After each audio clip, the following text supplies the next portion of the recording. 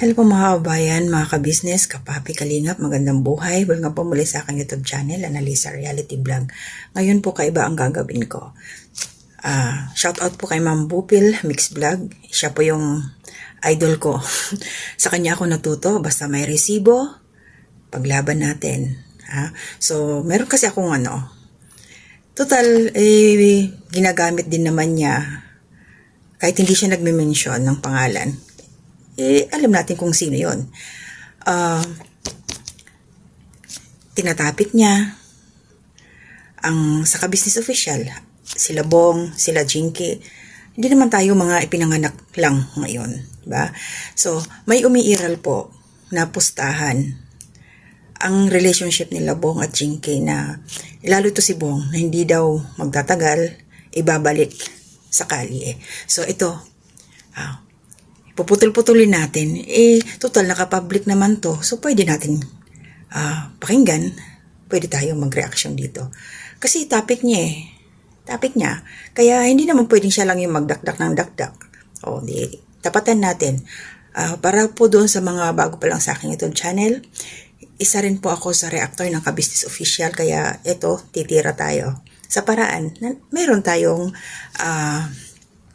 katibayan sa kanilang pinagsasabi. Kasi pangit na gagawin mong pustahan yung relasyon ng, lalo na't may kinalaman to sa kanya dati, bakit hindi na lang maging masaya kung ano yung kinahihinatnan, kung ano yung nangyayari ngayon sa isang tao katulad kay Bong at kay Jinky. Ito, pakinggan natin. Putak siya ng putak. Pustahan talaga to Sandali pakinggan natin. Pustahan. Sige. 3 buwan. Okay. Ako siguro mga 4 na buwan. Ayan, galing po sa bibig niya. Live to Pustahan. Merong nagbaba doon sa comment na 3 buwan. Siya sa kanya, 4 na buwan daw pustahan. Pakinggan po natin uli. 5 buwan ako. Sige, pupusta ako. Pag umabot ng 3 buwan at bumalik ulit sa dati, at alam nyo na, magpapagames ako.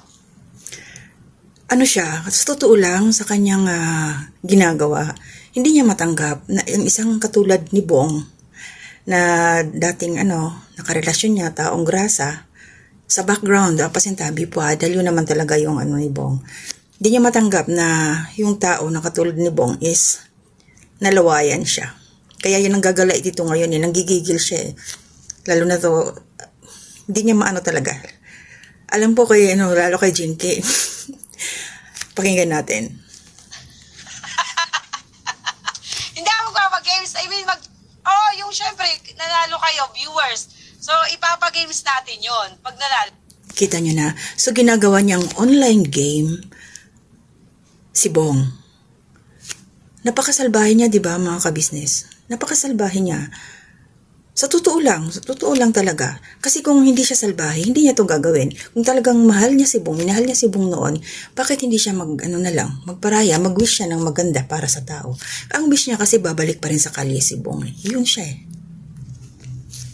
So, kayo, payag?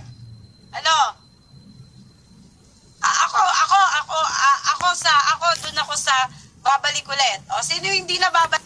Ayan, biruin nyo, anong klaseng tao, anong klaseng babae yung ganito na iwini-wish niya na babalik uli? Sino pa tinutukoy niya? Tingnan natin. Pag mas marami yung babalik pa siya ulit, 4 months naman daw si Nair TV. Grabe. Naawa ko sa kanya, sa totoo lang. Kabayan, naawa ko sa iyo, sa mentality mo, sa mindset mo. Yung halakhak na yan, feeling ko hindi siya totoo Sa likod nun, sad siya. Kasi kung yung taong masayahin, yung totoong hindi nagpapanggap kung ano talaga yung nandito sa kalooban mo, hindi ka magaganyan Happy ka sa ikabubuti ng iyong kapwa, hindi yung ikasasama. Ang tawa niya pang masama Sige! Ayan, 4 months ako, 5 months. Sino mas marami? Syempre, basta ganun po. Kung 3 months ka at 3 months nga, umalis na o bumalik ulit sa dati, panalo ka. Ako, basta, Okay. Kung 3 months na bumalik pa rin bumalik sa, ang ibig niya sabihin dito, pag si Bong after 3 months, start na to ngayong January. Pag si Bong daw after 3 months, bumalik sa kalye, panalo. Yung nag-down ng 3 months, siya na babalik na si Bong sa labas, sa kalye. Po. babalik ulit siya sa dati. Possible 5 months or yeah, tama si Nail TV 4 months. So sige 5 months ako. Yan, 5 months siya. Anong klase, di ba? Alam nyo, to totoo lang, mga kabisnes, nagigigil ako sa kanya. Promise. Nagigigil pero nakatawa, no? Tika. Si Nail TV 4 months, tandaan nyo kung ilang buwan kayo ha. So, start na natin ngayon ang bilang, di ba? Enjoy nyo lang yan. Oh. Okay, start na yung bilang. Ang live na to, kung hindi ako nagkakamali, isang araw na nakalipas. So, tandaan ho natin. Ang ano niya talaga, wait lang po, tapusin natin kasi may ano ako kay Jinky. Magpakasaya kayo dyan. Tuparin nyo yung mga gusto nyo. Magpakasaya kayo habang buhay. Pero bakit? Kita niyo yung attitude niya, mga kababayan, may pang-asar. Kawawa talaga to siya. Hindi siya masaya, sa totoo lang. Kaplastikan yung ginagawa niya, hindi siya masaya. Hindi talaga. Kasi kung masaya kang tao, gaya ng sinasabi ko, para sa ikabubuti ng iyong kapwa, hindi ka magaganyan. Super siya negative. One last chance. Samantala lang yan. Hindi nyo alam. Di ka sure, day. Oy, kilala ka na namin. Babalik ka rin sa pinakamamahal mong kalsada.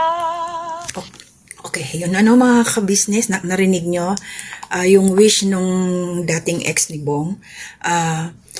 Parang dinadaw niya sobra si Bong. So ngayon, Jinky, kung mapapanood mo to, ginagamit kayo na laro.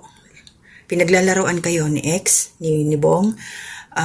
Ang ano niya dito is babalik si Bong after 5 months, 6 months sa kalsada. So, ang gawin mo, Jinky, pag-pray mo si Bong, suportahan mo talaga siya, patunayan mo na mali ito, mali ang babaeng to, na hindi mangyayari yung gusto nila. Kailanman hindi mananalo yung kasamaan. Pairalin nyo, Jinky Bong, ang kabutihan, mahalin nyo yung isa't isa. Patunayan nyo dito sa babaeng to na wala. Talunan to, sa totoo lang, talunan siya. Kaya siya nagaganyan, nagangak-ngak, panay ngawa. Kaya siya ganyan. Kita naman na, kita natin, naririnig natin yung kanyang mga pinaggagawa. Kasi kung tutusin, dapat manahimik na siya eh. Manahimik na siya. Hindi na siya magganyan-ganyan pa. So, nire-reaksyonan ko kasi, kaya nang sabi ko, may ano tayo, may basbas tayo dito. Ang basbas dito is, isa po ako sa reactor ng ka-business official. Wala pong kinalaman si Pinuno dito na nag-reaction ako dito sa ngak-ngak na to.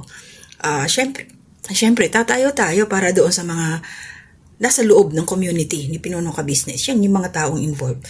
Kasi parang paninira na rin to sa pagkatao ni Bong na sobra siyang dinadown.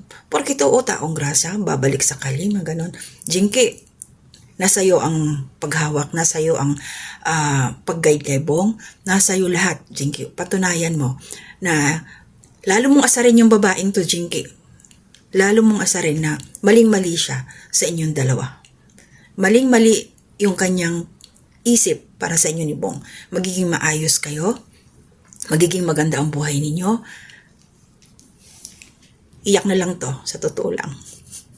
So, yun lang po yung sa akin, mga kabisnes. Talaga, ako, Ma'am Bupel, dahil sa'yo, nagawa ko to.